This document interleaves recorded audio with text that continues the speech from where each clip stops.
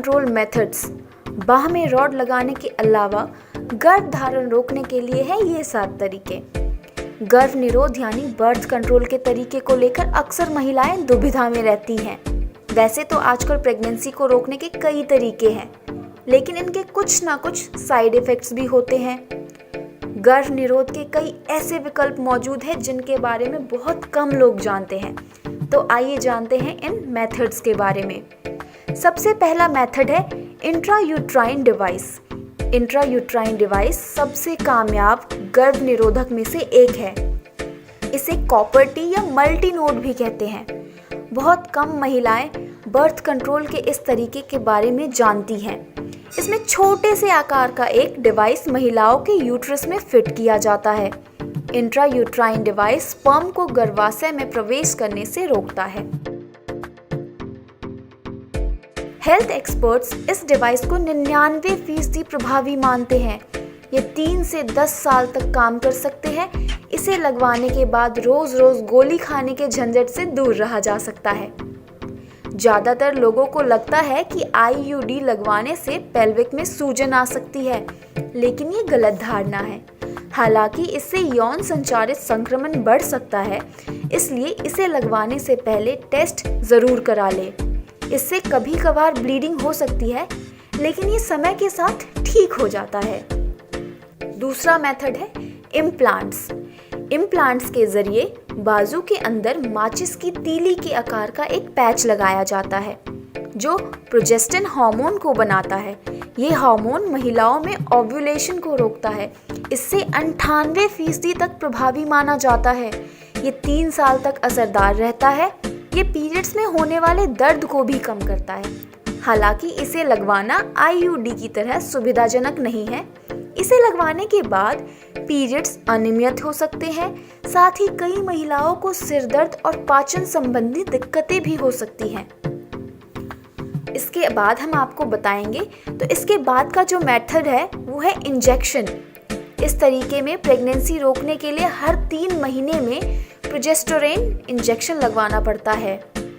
इसे लगवाने का सबसे बड़ा फायदा ये है कि आपको फिर कुछ भी याद रखने की ज़रूरत नहीं है। हालांकि इंजेक्शन के जरिए बर्थ कंट्रोल के तरीके से हड्डियां कमज़ोर होने लगती है। हम आपको बता दें, स्टडीज से ये भी पता चला है कि 4 में से 1 महिला का वजन इंजेक्शन लेने के बाद बढ़ जाता है। इसे लेने के बाद सिर दर्द की भी शिकायत हो सकती है।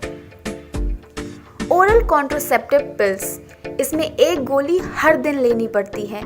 ये गोली गर्भावस्था को रोकने के लिए प्रोजेस्टेरोन का इस्तेमाल करती है, जिससे ओव्यूलेशन रुक जाता है। ये गोली कई किस्म की आती है। ये गोली लेने से ब्लीडिंग कम हो जाती है। इस गोली के कई साइड इफ़ेक्ट भी होते हैं, जैसे कि वजन बढ़ना, मूड स्विंग्स या मुहासे आना। कॉन्ट्रासेप्टिव पिल्स लेने से ब्लड क्लॉटिंग भी हो सकता है। जिन लोगों को हाई ब्लड प्रेशर या माइग्रेन की शिकायत है, उन लोगों को ओरल कॉन्ट्रासेप्टिव पिल्स नहीं लेनी चाहिए। इसके बाद का जो तरीका है वो है कॉन्डम। कॉन्डम गर्भ निरोध का सबसे आम और सुरक्षित तरीका माना जाता है। पुरुषों के अलावा महिलाओं के लिए भी कॉन्डम आते हैं। ये अनचाहे गर्भ से बचाने के साथ साथ यौन रोगों से भी बचाता है। हर बार एक नया कॉन्डम इस्तेमाल करना चाहिए। अगर इससे सही से इस्तेमाल किया जाए तो 98% तक कारगर होता है।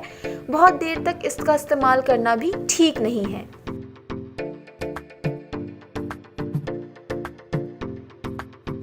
इसके अलावा जो विकल्प है वो है sperm cleaning cream. Sperm cleaning cream भी गर्भ निरोध का आसान तरीका है।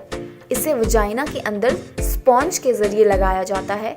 इसे लगभग 71% तक प्रभावी माना जाता है। डायाफ्राम को भी वजाइना के अंदर लगाया जाता है और सही तरीके से लगाने पर यह 92 से 96% तक प्रभावी हो सकता है। अगला जो मेथड है वो है इमरजेंसी कॉन्ट्रासेप्टिव पिल। इन्हें प्लान बी इमरजेंसी पिल भी कहा जाता है।